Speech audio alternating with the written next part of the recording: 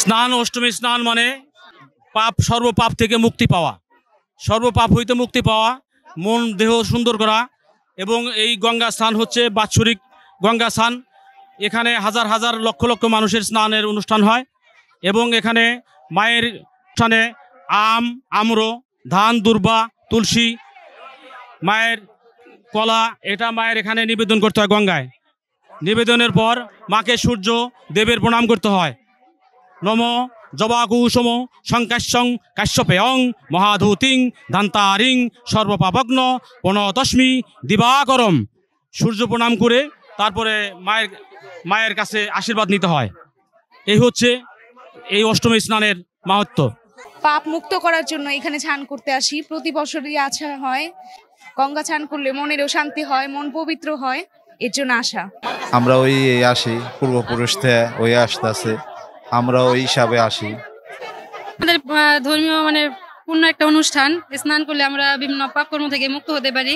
এই অভিজ্ঞতার ভিত্তিতে আমরা গঙ্গা স্নান করতে আসছি কালীগঙ্গা নদীতে।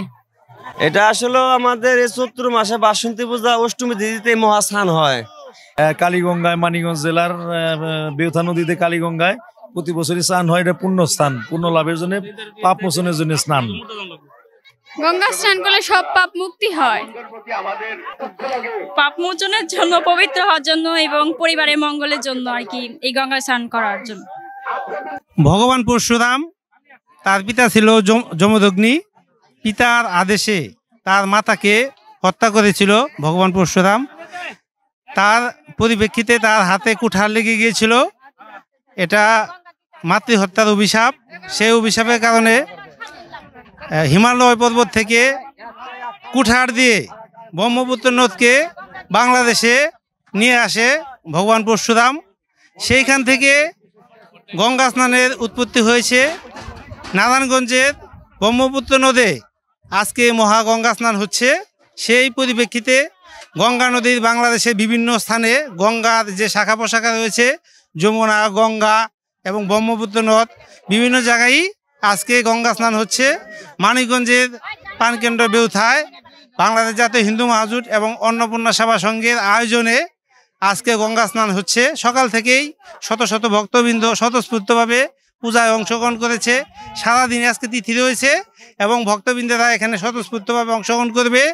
গঙ্গা স্নান করলে আমাদের যে পাপ মুক্ত হয়, অন্যদের পাপ মুক্ত হয়, তার জন্য আমরা গঙ্গা স্নান করতে এসেছি।